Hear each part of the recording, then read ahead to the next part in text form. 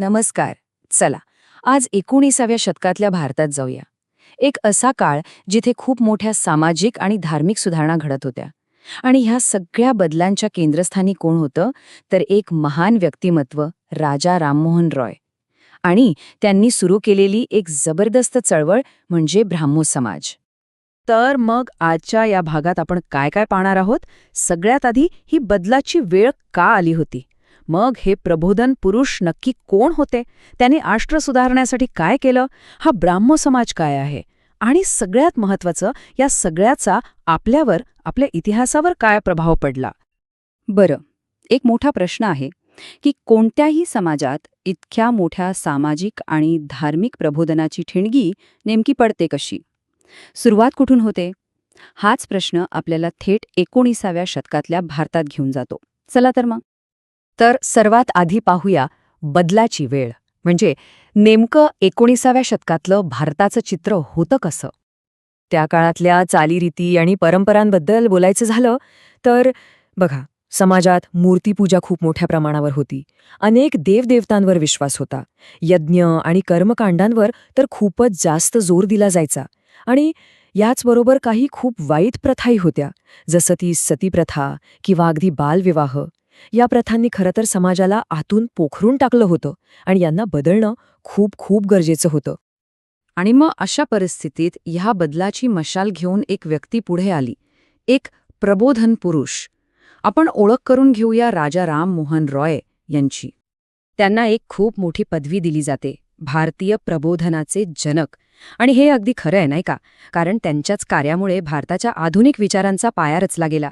ही पदवी म्हणजे त्यांच्या दूरदृष्टीचा आणि त्यांच्या धाडसाचा एक प्रकारे सन्मानच आहे. आणि हे लक्षात घ्या, ते फक्त एक समाजसुधारक नव्हते, तर एक प्रचंड मोठे विद्वान होते. त्यांच्या भाषांच्या अभ्यासाबद्दल ऐकलं तर आश्चर्य वाटेल. संस्कृत, अरबी, पर्शियन तर होतच, पण त्याचबरोबर इंग्रजी, फ्रेंच, ग्रीक आणि लॅटिन या सगळ्या भाषांवर त्यांचं अविश्वसनीय प्रभुत्व होतं. आणि फक्त भाषाच नाही, तर ते धर्मांचेही मोठे विद्वान होते. त्यांनी हिंदू धर्मातील उपनिषदांचा खोलवर अभ्यास केला. त्याचबरोबर इस्लाम, सुफीवाद, ख्रिस्ती धर्म, अगदी बौद्ध धर्माचाही अभ्यास केला. आता विचार करा, या सगळ्या चौफेर अभ्यासाने काय झालं असेल? तर त्यांना एक अशी दृष्टी मिळाली ज्यामुळे ते प्रचलित रूढींच्या पलीकडे पाहू शकले आणि त्यावर तर्कशुद्ध प्रश्न विचारू शकले. हीच त्यांची ताकद होती. आता पाहूया की या अफाट ज्ञानाचा वापर त्यांनी राष्ट्र सुधारणेसाठी, म्हणजे एका बदलाचा अजेंडा तयार करण्यासाठी कसा केला. त्यांनी आपलं लक्ष थेट महिलांवर होणाऱ्या शोषणाकडे वळवलं. आणि त्यातही सगळ्यात आधी त्यांनी सतीप्रथा आणि बालविवाह यांसारख्या क्रूर प्रथांविरुद्ध एक संघटित लढाच उभा केला. आणि सतीप्रथा बंद करण्यासाठी त्यांनी एक दुहेरी दृष्टिकोन वापरला, जो खूपच हुशारीचा होता. पहिली पायरी काय? तर त्यांनी या प्रथेविरुद्ध एक संघटित हल्ला चढवला, म्हणजे जनजागृती केली. आणि दुसरी पायरी, त्यांनी लॉर्ड विल्यम बेंटिंग यांनी आणलेल्या सतीबंदी कायद्याला पूर्ण पाठिंबा दिला. म्हणजे बघा, समाज आणि शासन दोन्ही आघाड्यांवर ते एकाच वेळी लढत होते. पण अर्थातच हा मार्ग काही सोपा नव्हता. त्यांच्या या धाडसी कामाला सनातनी हिंदूंकडून प्रचंड विरोध झाला. विचार करा, त्या काळात हे करणं किती अवघड असेल. पण ते आपल्या ध्येयावर ठाम राहिले, मागे हटले नाहीत. बदलासाठी त्यांनी एका खूपच आधुनिक आणि शक्तिशाली शस्त्राचा वापर केला, ते म्हणजे पत्रकारिता. त्यांनी संवाद कौमुदी नावाचं एक बंगाली वृत्तपत्र सुरू केलं. कशासाठी? तर लोकांमध्ये विवेकवाद रुजवता यावा यासाठी. एक प्रकारे हे त्यांचं वैचारिक व्यासपीठ होतं. आता या सगळ्या विचारांना आणि कार्याला एक संस्थात्मक रूप देणं गरजेचं होतं, नाही का? आणि म्हणूनच त्यांनी ब्राह्मो समाजाची स्थापना केली. ही फक्त एक संस्था नव्हती, तर सुधारणेची एक मोठी चळवळ होती. बरं, ब्राह्मो समाजाची तत्त्व काय होती? तर त्यांनी थेट सनातनी प्रथांना आवाहन दिलं.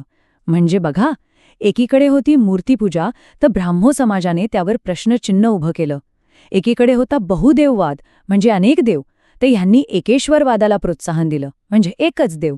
आणि जिथे यज्ञ आणि कर्मकांडांवर जोर होता, तिथे ब्राह्मो समाजाने अशा गोष्टींचा स्पष्टपणे निषेध केला. ठीक आहे, तर या सगळ्याचा चिरस्थायी प्रभाव काय पडला? म्हणजे या सामाजिक सुधारणा फक्त तेवढ्यापुरताच मर्यादित राहिल्या, की त्यातून राष्ट्रीय ओळखीपर्यंतचा प्रवास सुरू झाला? चला पाहूया.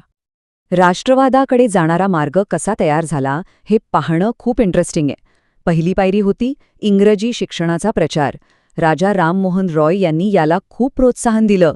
मग दुसरी पायरी, या शिक्षणामुळे भारतीयांना पाश्चात्य राजकीय विचारांची ओळख झाली, जसं की स्वातंत्र्य, समता, लोकशाही. आणि मग तिसरी पायरी काय? तर याच वैचारिक पायावर भारतीय राष्ट्रवादाचा विकास झाला. बघा कसं एकातून दुसरं घडत गेलं. आणि शेवटी हा एक विचार करायला लावणारा प्रश्न, की एका शतकात झालेल्या सुधारणा पुढच्या शतकाची ओळख कशा ठरवतात? खरं तर राजा राममोहन रॉय आणि ब्राह्मो समाजाने 19व्या शतकात जे बीज पेरलं त्याचंच एक मोठं झाड आपल्याला 20व्या शतकातल्या नव्या राष्ट्रवादी भारताच्या रूपात दिसलं. एका व्यक्तीची दूरदृष्टी खरंच संपूर्ण राष्ट्राचं भविष्य कसं बदलू शकते याचे हे एक उत्तम उदाहरण आहे.